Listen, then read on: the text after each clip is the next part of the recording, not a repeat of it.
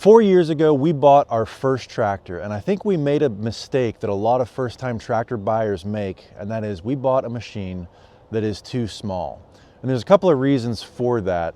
One, being a first-time tractor buyer, I didn't really know what I was going to use the tractor for, what I needed it for. And two, when I went to the dealer lot, I was pretty sure that I needed a 35 horse compact tractor. And after sitting on the machine, I was like, yes, this is the perfect size for me. And the dealer actually tried talking me into the next frame size up and the next range and horsepower size up. And I said, no, that's too big. And I don't think it was that it was too big, it's that I was intimidated by it being a first-time tractor buyer. I didn't feel comfortable on a tractor that large. And after about 2 weeks of owning my 35 horse compact tractor, I grew into it very quickly, and I think I would have adjusted well to a larger tractor. And as you guys have seen over the last 2, 3, 4 years, our needs have evolved, the way we use the tractor has evolved, and my skill level has also evolved. And I think it's time we need a bigger tractor, and today we've got one coming.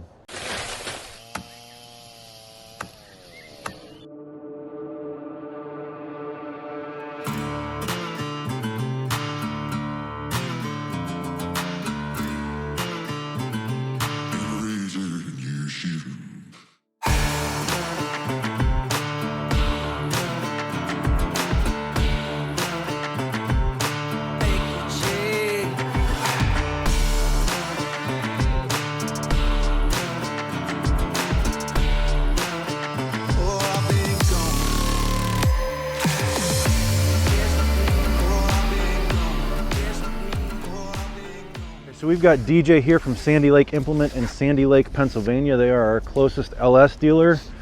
And DJ, what'd you bring here today? Right now, I've got you an LS. It's an MT 357 hydro cab. So that is a 57 horsepower tractor with fully cab that's got heat, air, radio hookups in there for you. Yeah, it's one of our big boys for you. And we got the tires loaded on this as well? That's correct, with rim guard. So that is basically it's beet juice. It's one of the heaviest ballasts on the market. It's not going to rot your rims. It's not going to freeze. If you do happen to have a blowout, it's all biodegradable. So it's kid-friendly, pet-friendly, farm-friendly, nice. Which is nice. So that's really going to allow you to get the full front loader with your maximum lift capacity. So you don't have to worry about that rear end going up. Well, I will quit talking your ear off here and let you get this thing unloaded. I want to sit in this thing and get the walk around here. All right, sounds great.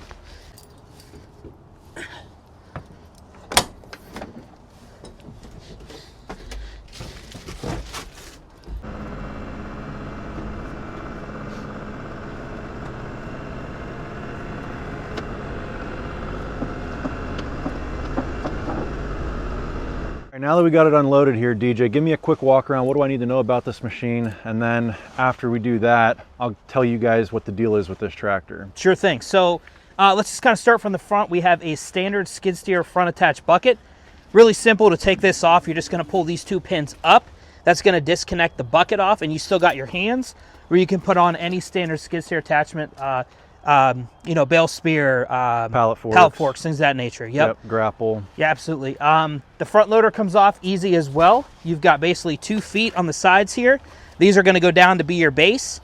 You've got these 2 pins. You pull those, disconnect your hoses, and you back out, and the whole front loader will pop off for you. Yep. If you like to do that for you. In the cab, you've got a hydrostatic, so it's basically just 2 pedals. I'll hop up in here. Yeah, absolutely. For forward and reverse, which are going to be on your right side there.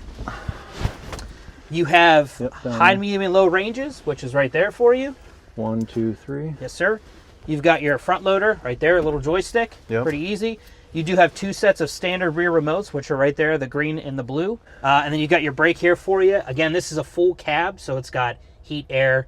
It does have radio hookups in it for you if you want to put a radio in it. So you'll keep, you know, cool in the summer and warm in the winter. Yeah, I see it does have split brakes. I've never had split brakes before. I know the purpose of those is so you can turn tighter. Yes. So right now they're locked together. They are locked together. But you can unlock them and then you can hit the brake on one side to make a tighter turn.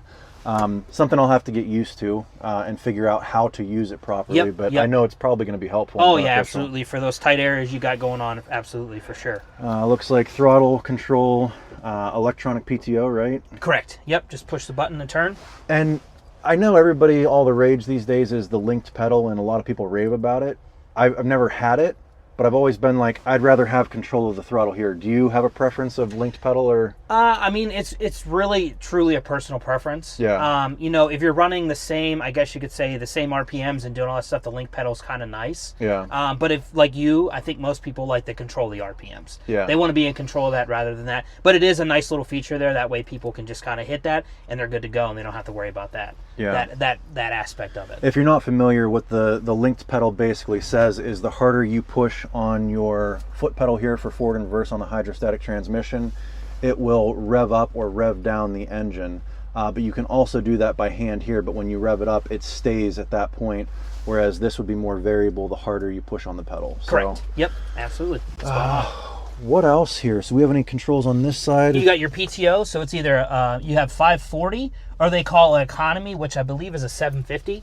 Okay. Most people are just going to run it in the 540. Yep. But you do have that option if necessary. Okay. If you'd like. And then four-wheel drive and diff lock, I presume, are down there. Correct. Yep. So the one you can this is your lock and rear differential, and this is your four-wheel drive. So down is going to be four-wheel. Pull it up for two-wheel. I am looking forward to this cab.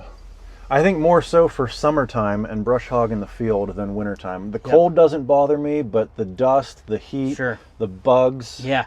I've never hit a yellow jacket's nest brush hogging. You know, that's but it's always on the back of my mind. That's too funny because that's what a lot of people have told me. They're back in the woods, and I'm not kidding. We've sold so many of these because of that specific reason. You're riding back in the woods, you hit one of those, and if you got an open station, you're kind of... Because it's going to take you a good 15, 20 seconds to shut the machine off. Yeah, yep. Or at least turn the PTO off and put the parking brake on and then start running. Yeah. And you're going to get lit up. Oh, yeah. Yep. So the nice thing about this, too, is the side windows there beside you do open up as well.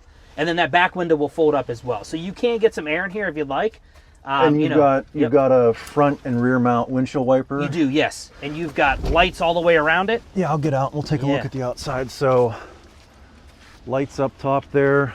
Lights, just like a daylight, daytime running light? Yep. Okay. And then you've got headlights on the front as well. Yep. So you have those as well.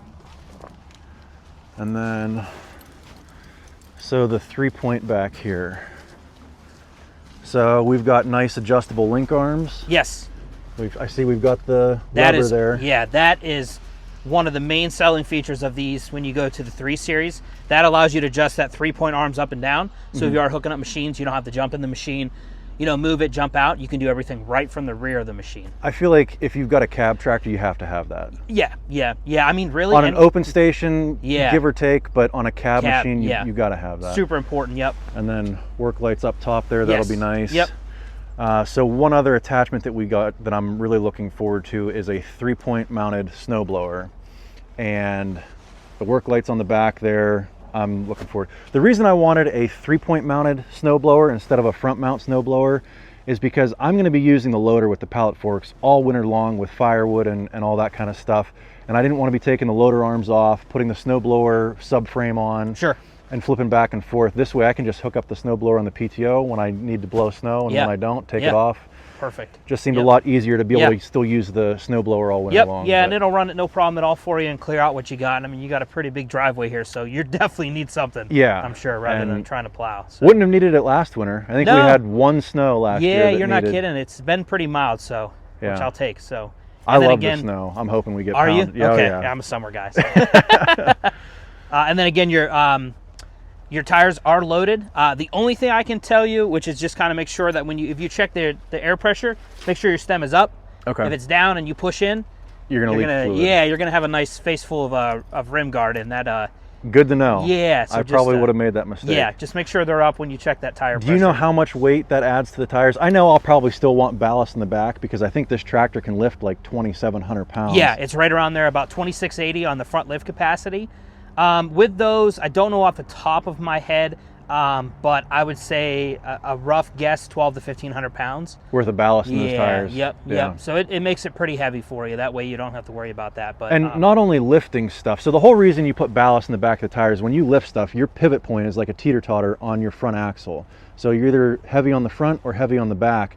And if you put rim guard or ballast in the back tires, plus have a counterweight on the 3-point, it just keeps your back tires planted on the ground when you go to lift big heavy things in the front. So Correct. Yep.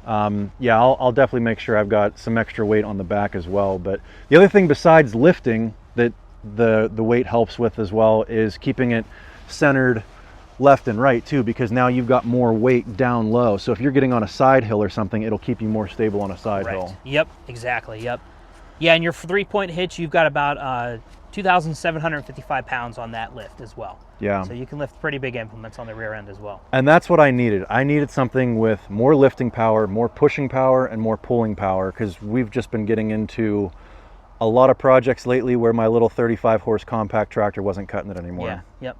Yeah, I try to tell everybody, make sure if you think that horsepower is going to be enough, go step above, because when you get it home, you're going to... That's what I said in the intro. I said when I bought my tractor, I was comfortable on the 35 horse. I was a first-time tractor owner, or first-time tractor buyer, and I sat on a tractor this size, and I was like, whoa, that's too big. I didn't feel comfortable on it. Like, I needed to grow into it a little bit, but if I had just bought something like this to begin with, I would have grown into it in like 2 weeks. I would have gotten used to it. Yeah, it seems like when you buy a tractor, you manage to come up with more work than what you originally bought it for. That kind of seems to be the trend. Yeah. You know, you get it and you get home and you're like, okay, well, I've done everything I wanted to do. Now let's do this. And then, you know, you realize you don't have enough to do what you want to do. But my two biggest regrets was not getting this size tractor to begin with and not getting the cab. Yeah. Anybody who's out there looking to buy a tractor today, go one step bigger than you need to and get the cab. Yeah. Otherwise, you're going to be doing what I'm doing now and upgrading 3-4 years down the road. Yeah. And make sure you come see Sandy Lake Implement, because we'll, you know, we'll make sure that we try to make sure we ask all the right questions. I mean, that's the big thing is knowing exactly what you're doing with it. And we've got the best service team, best parts team, everything from owners, sales, service, parts in the area, hands down. Or your one-stop shop will take great care of you. Yeah. So. Now, for a property this size, 44 acres, we've got, you know, about 15 of open field here. We've got about 30 acres of woods out back. We do a lot of firewood sawmilling stuff down there, a lot of dirt work. Is this the size machine you would have picked for me if I was a first-time tractor buyer? Yeah, absolutely. Yep. I would have got you that. Yeah, 57 for what you're doing, and you're not doing any, like, I guess you could say full-blood like farming. It's a lot more of the wood. That would have been a perfect. Yep, I would have recommended the cab. I would have recommended this horsepower lift capacity to make sure that you can go back in those woods and you don't have anything to worry about. You know, you're not going to be able to not lift what you want and things of that nature. So, yep, absolutely. This is the one that I would have I'd have told you to get. All right, well, hey, thank you very much, DJ. Thank I you. appreciate it. Yep, no Take problem care. at all. Yep. All right, guys, let's talk about how we got this tractor. To start things off, I did not buy this tractor. I do not own this tractor. LS Tractors USA is loaning me this tractor on a temporary basis to use here on our property and in our YouTube videos. Now, this is the part that I want to be really clear about, because I know we'll get comments. Just because LS is loaning us this tractor does not mean I am here to sell you on blue tractors. It's not my job to sell tractors, it's the tractor's job to sell tractors. I've got full autonomy from LS to tell you what I like about the tractor and what I don't like about the tractor. It doesn't do anybody any good for me to sit here and butter this product up if there's things that could be improved upon. And the things that can be improved upon, LS wants to know about them so they can make a better tractor. Second to that, I don't want anybody to go out here and buy this tractor or any other blue tractor just because we're showing it on the channel, and then they get home and they're disappointed with something, and then they question our integrity. So it's a lose-lose situation if I'm here just telling you how great this thing is.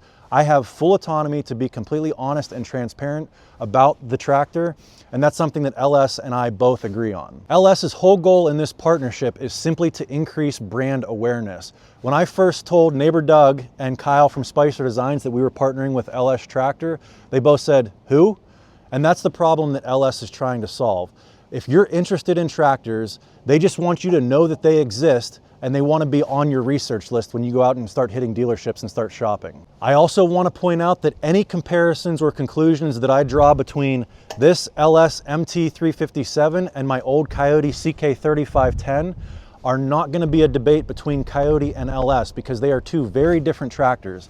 This one is a 57 horse tractor, larger frame, larger tires, and my Coyote is a smaller frame, smaller horsepower, smaller tires. So it's going to be a comparison between bigger tractor, smaller tractor, not brand to brand. Speaking of which, let's go get the tires dirty on this thing and try out some things that I was unable to do or were difficult to do with my old 35 horse tractor.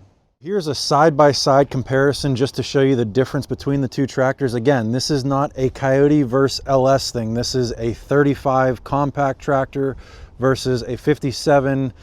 Technically, this is still a compact tractor. It's not quite in that utility tractor phase yet, but it's getting close. But you can see the difference in the wheel size, front and rear, larger frame, 66-inch bucket, 72-inch bucket, loader lift capacity on a smaller tractor. This one is like 1,835 pounds. This one is like 2,680 pounds. So almost a 900-pound difference in loader lift capacity between this size tractor and this size tractor. And that is, again, the entire reason why I needed a larger tractor was for more lift capacity, more pushing power, and more pulling power.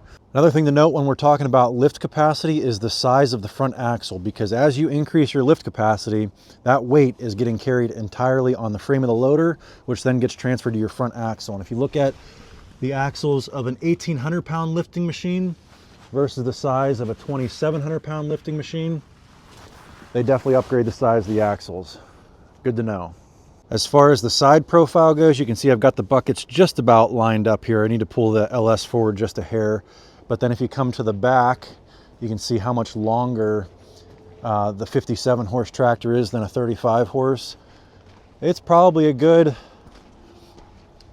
I don't know, what do you say there? 18 inches longer, maybe 2 feet. Anyway, that's the side-by-side comparison. Let's go throw the forks on the new tractor and go lift some stuff. All right, so the first thing we're gonna try lifting is gonna be one of these 330-gallon IBC totes full of stacked firewood. Now, you guys have seen over the last 4 years, we have been able to pick these up and move them with my 35 horse compact tractor, but it is at the top end of the range. And here's what I'll say about that. Just because that 35 horse compact tractor can do it doesn't mean that you should. And here's why. After 4.5 years of being able to move these things around safely and get around, I actually did blow an axle seal on my Coyote. And I'm not knocking Coyote for that. They actually replaced the axle seals for me under warranty, which was extremely nice. But that was just due to extreme wear and tear and stress on the machine, constantly lifting as many firewood baskets as we do year in, year out. And after 4.5 years, the seal finally blew. So I just want to see if this thing will lift 2,700 pounds, and this is more in the middle weight range of what this tractor can lift. Obviously, it's going to be less wear and tear, and a tractor this size should do that for much longer. And we're going to try it with no ballast on the back and see how that goes.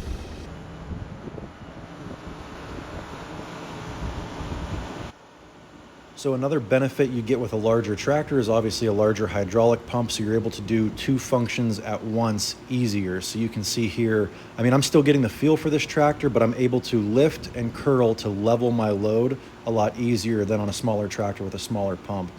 And as I go to set this basket back down, you can see I'm kind of trying to find the sweet spot of lowering it and curling it back at the same time.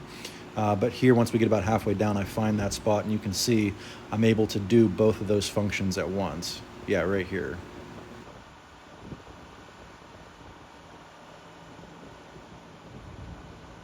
All right, so the firewood IBC totes, I was able to lift those with my old machine, but something that I wasn't able to lift with either the 3-point or the loader was our firewood processor. When we had this machine delivered, we actually had to, the first one we had to have delivered over to neighbor Doug's house, and he brought it over with his 78 horsepower tractor. And then when this one was delivered, we actually had to have a skid loader brought in to be able to lift this machine off of the trailer and load the old one on. So I want to see if now, if I've got a machine here, that I can move this around or pick it up, whatever I need to do with it. You might be wondering, why do you want to move it? It's a stationary item. You bring the logs to the firewood processor.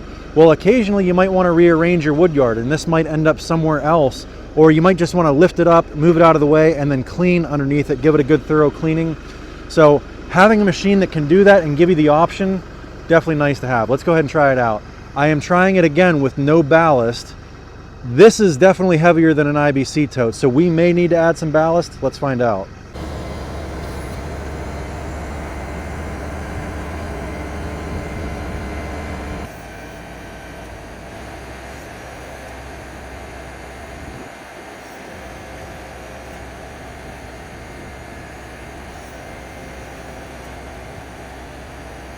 Well, now we have our answer. 57 horse tractor, no ballast, just loaded tires. Can pick up and move our firewood processor about 10 inches up off the ground. That's about all the more I can lift it up, but that's all the more I need to be able to move this machine, pick it up, and move it around if I need to. All right, guys, so that is the scoop on the new tractor. Didn't really do much with it today other than just kind of test it out and get a feel for it, see what it can and can't do. Got a little mud on the tires. We're gonna go ahead and fill it up with some fuel. But I think that's going to wrap this one up. I hope you guys enjoyed it. If you did, give us a big thumbs up, click that subscribe button, and I hope to see you on the next one. Thanks for watching.